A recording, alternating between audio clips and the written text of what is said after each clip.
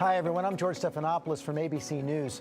Our system of democracy is unique. Citizens can influence and ultimately control virtually all of our nation's policies, and for more than 200 years, it has worked. Coupled with our free enterprise economy, Americans enjoy a high standard of living. Countries all over the world have tried to copy us, and tens of millions have flocked to our shores to enjoy our benefits. In this video, we take a look at where we stand as Americans, at how Americans' health and well-being compares to other countries. We're also going to examine the choices we make that impact our health and well-being. To better understand all this, we'll look at some of the health-related subjects considered by our nation's policymakers. First, we'll look at the percentage of Americans who live to the age of 5 as compared to those in other nations, our access to emergency medical care, and our position in the world in terms of medical research and innovation. We'll also look at the choices that influence our health and well-being, such as drugs, including alcohol and tobacco, cancer, obesity, sexually transmitted diseases, auto crashes, and education and income level. As well, we will look at the growing issue of mental illness among teenagers. Now you will hear from the person who is helping make this video possible in your area.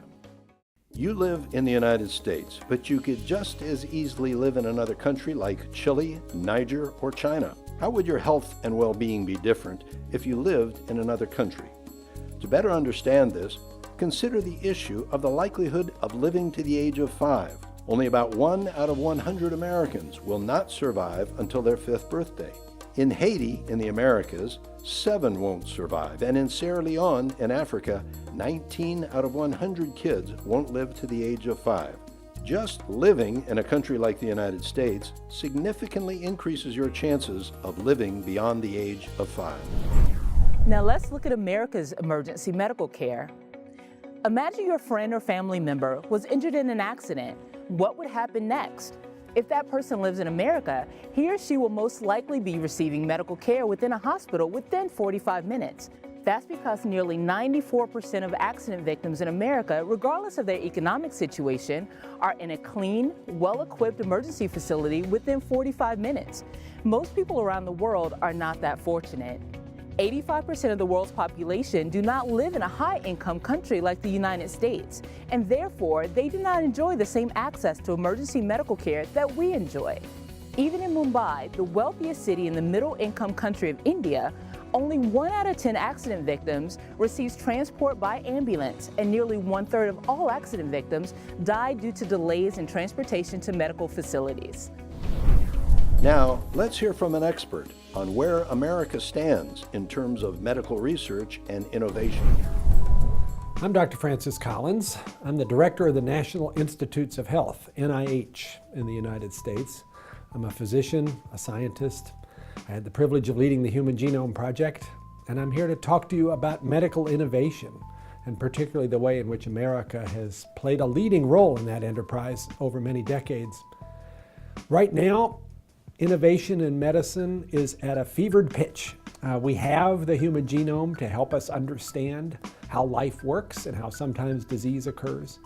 And there is a great deal of energy and excitement about innovations around those discoveries to lead us to new ideas about how to prevent, treat, and cure disease. America, the United States, has been in a very remarkable role for several decades because of the investment the taxpayers make through the Congress in supporting medical research. So the NIH, which I lead, is the largest supporter of biomedical research in the world. And the consequences of the work are pretty amazing. If you just want to count up, for instance, publications, more than 1/3 of the publications about medical research right now in the world come from the United States. The development of new medicines, about 1/3 of those come from work done in the US. We could count Nobel Prizes, I suppose. That's a pretty good indicator of where success has happened. 84% of Nobel Prizes are given to groups or individuals that include at least one American. The NIH has supported individuals who won the Nobel Prize now 138 times. But of course, it's also really important for people to take all the right steps themselves to focus on staying well. And it's interesting and somewhat disturbing to notice that 40% of illness in the United States actually comes about because of unhealthy practices that we each choose or don't choose So as you listen to all of the information in this segment about America's health, I hope you'll both be excited about where it's taking us, the great advances that we're on the cusp of achieving, but also it'll motivate you to make those decisions yourself about diet, about exercise, about other health practices that will keep you healthy for many decades to come. That's our collective goal.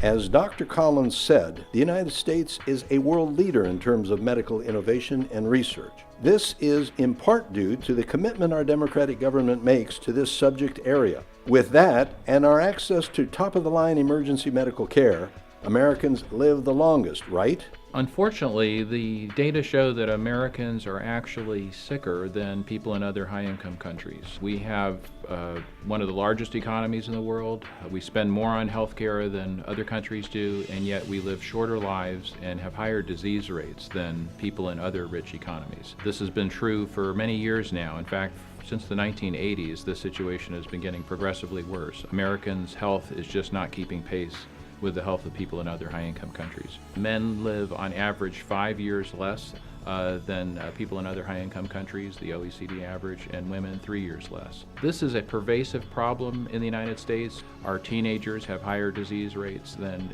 teenagers in other countries. Death rates at all ages up until age 75 are higher in the United States than in other countries. And we see it affecting a wide variety of diseases, chronic diseases such as diabetes and heart disease, deaths related to obesity and diabetes, and also deaths from injuries, nonviolent injuries, and violent injuries as well. America actually ranks last on all these health and wellness measures compared to the 16 other high-income countries. What do many of these statistics have in common? They're a result of negative choices Americans make. That means it's more likely we won't live as long as we could. We lead the world in caloric intake. No other population in the industrialized world consumes as many calories per capita as do Americans. Our injurious behaviors, behaviors that make us more prone to injury, are distinctly different in the United States. American motorists are less likely to wear seat belts. Motorcyclists are less likely to wear their helmets. We are more likely to use drugs that are dangerous to our health, and we have higher drug death rates as a result of that. And then, of course, civilian firearm ownership is much higher in the United States than in other countries. When we looked at the health of American teens, we were very disturbed to see, first of all, that their life expectancy is shorter than teenagers in other countries.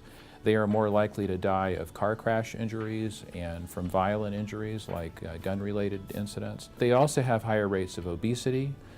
They have higher rates of sexually transmitted diseases. They have higher rates of HIV. The highest rates of unwanted pregnancy in the industrialized world are in the United States. Living in America gives us a far better healthy starting point than most other people in the world. But compared to the other highest income countries, we don't fare so well. Many of the personal choices we make keep some of us from living long, healthy lives. It's a little like being surrounded by the world's most modern exercise and athletic training equipment.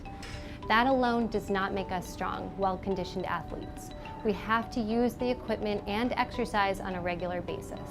So let's look at topics related to health and well-being, see where we stand as Americans compared to the rest of the world, and examine some of the ways that our personal decisions impact our health on these matters. First, alcohol, drugs, and tobacco.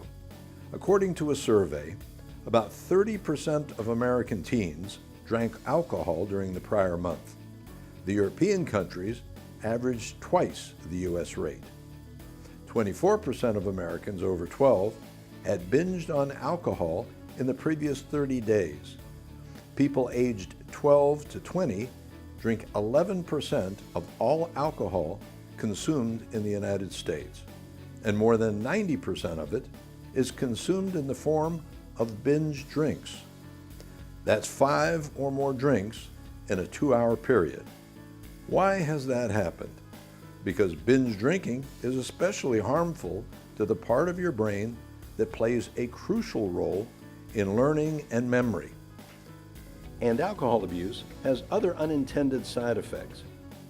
Car crashes, unwanted pregnancies, even one underage drinking or disorderly conduct charge can make it harder to get a job, a car, or a scholarship. And of course, the same negative consequences can happen when you use illegal drugs. Americans use 2.5 times as much marijuana as almost every European country. American teens are more likely than European students to have tried illicit drugs other than marijuana, including hallucinogens, ecstasy, and amphetamines. But what about the drugs you find in your medicine cabinet? Prescription drug abuse is a problem in many areas around the world. But they're legal, so many people assume. They're safe to use. That's not true. Among American teens, prescription and over-the-counter medicines account for most of the commonly abused illicit drugs. Many incorrectly think, if I take it from the medicine cabinet, how bad can it be? And don't realize how addictive and dangerous these medications are. A drug overdose can happen the first time you take something, and even if you take the same amount that you've taken before. It happens all the time, and it doesn't matter how healthy you are. Few realize that harmful side effects of alcohol and drug abuse can include cancer, liver disease, memory loss, depression, mental illness, heart and respiratory failure, and even death. In 2017, nearly 48,000 people in the United States were killed by opioids. That's more than auto-related deaths. Opioids include prescription drugs like Oxycontin, Vicodin, morphine, codeine, and fentanyl. Heroin is also an opioid. Heroin is the leading cause of opioid overdose deaths in teens. However, despite the national emergency in regard to drug abuse and death, there is a decline in drug use among teens. According to a 2016 Monitoring the Future survey, drug use other than marijuana among teens is at its lowest point in decades. By now, it shouldn't be news to you that smoking is bad for your health. What you may not know is that it was public policymakers who took actions that drastically reduced smoking in America, such as labeling cigarette packs and banning smoking on airplanes, among other things. Tobacco is the world's leading single cause of death. Cigarette smoking alone is directly responsible for approximately 30% of all cancer deaths in the United States each year. In 2017, less than 1 in 25 high school seniors was a daily smoker. Among high school students, white teens are more likely to smoke than their black or Hispanic peers. But cigarettes are not the only tobacco products that can negatively impact one's health. For the first time in 2014, more teenagers used e-cigarettes or vaped nicotine than smoked cigarettes. 20% of American 12th graders had smoked a hookah in the past year. Many don't realize that hookah smoking puts you at risk for the same types of diseases as are caused by cigarette smoking. According to the Centers for Disease Control, a 1-hour session of smoking hookah is equivalent to smoking 100 to 200 cigarettes. So how do Americans compare with respect to cancer? Cancer is the second leading killer of Americans, yet, according to the Centers for Disease Control, at least 1/3 of all cancers can be avoided through prevention and another third through early detection and treatment. Melanoma, a form of skin cancer, is the second most common form of cancer in young adults, ages 15 to 29. A person's risk of the potentially fatal melanoma doubles if he or she has had 5 sunburns at any age. As well, first exposure to tanning beds in youth increases one's melanoma risk by 75%. You can significantly reduce your chances of having cancer by avoiding tobacco, limiting alcohol use, avoiding excessive exposure to ultraviolet rays, eating a diet rich in fruits and vegetables, maintaining a healthy weight, and being physically active, which means trying to exercise 30 minutes a day. As well, having age-appropriate screenings can help prevent cancer. as can certain vaccines. Let's compare the U.S. to other countries in terms of our cancer incidence and death rates.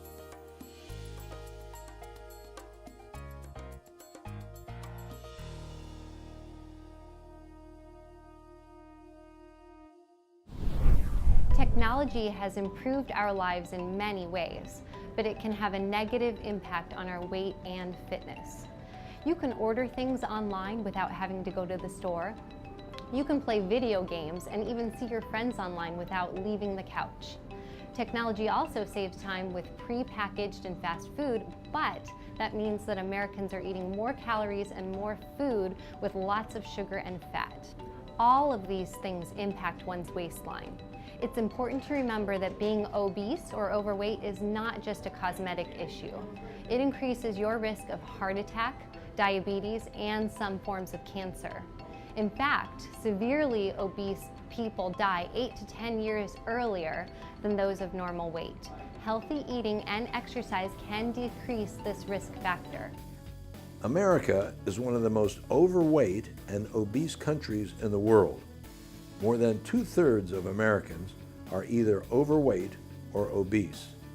33% are overweight and 39% more are obese. Less than 10% of Italians and French and only 3% of the Japanese are considered obese. Okay, how do Americans compare with regard to sexually transmitted diseases or STDs? Nationally, half of all sexually active youth will contract an STD by the age of 25. Although most STDs are treatable and not life-threatening, they are not a minor matter. They may result in other serious health problems, including infertility, birth defects, increased risks of some types of cancer, and the increased risk of the transmission of HIV. AIDS continues to kill millions around the world, and many right here in the United States. The U.S. has the highest incidence of AIDS among other high-income countries. Let's see how our HIV infection rates compare with other countries. Hello, I'm Officer Aubrey. You know, I see something on the roads every day that most teenagers cannot wait to get their hands on: a car. Did you realize that the United States has the highest death rate among the 17 wealthiest countries when it comes to transportation-related accidents? In 2012, over 32,000 Americans were killed in fatal highway crashes. 1/3 of those crashes involved alcohol. 16% of those crashes involved distracted drivers who were either talking on their cell phone, texting, or talking to the passengers next to them. Americans also wear their seatbelts less than people in other developed countries. For teenagers, the automobile is one of the greatest threats to their lives. But by driving carefully out there, keeping impaired people from behind the steering wheel, wearing your seatbelt, and most importantly of all, pay attention to all the traffic control devices out here. Those things will greatly reduce your chances of dying in an automobile accident. You folks drive carefully out there now. On the subject of mental health in teens, a 2019 Pew Research survey found 70% of teenagers saw mental health as a big issue, more so than bullying, drug addiction, or gangs. Studies show that 1 in 5 young people, aged 13 to 18, have a diagnosable mental health disorder, yet less than 50% have received any treatment. Mental illness can include depression, anxiety, attention deficit, eating disorders, obsessive compulsiveness, as well as more serious behavioral issues. Having a mental illness can make the simplest things seem overwhelming. Some psychologists have cited the increase in mental health issues among teens as due to social media use, academic pressure, as well as terrorist attacks and school shootings. A 2017 study found that the number of children and adolescents admitted to hospitals due to thoughts of self-harm or suicide more than doubled from 2008 to 2015. If you personally or someone you know suffers from some form of mental health issues, you are not alone. More than 1 in 10 youths aged 12 to 17 reports suffering from at least one major depressive episode in the past year. Nearly 1 in 3 adolescents and teenagers meet criteria for an anxiety disorder by the age of 18. It is important to know that resources are available and mental health issues are treatable with help, including the National Suicide Prevention Lifeline at 1-800-273-8255. So where do you stand as an American? Each one of us is provided with a whole lot more than most others in the world. Our standard of living here makes us among the lucky ones, and with the right choices, we can enhance our health.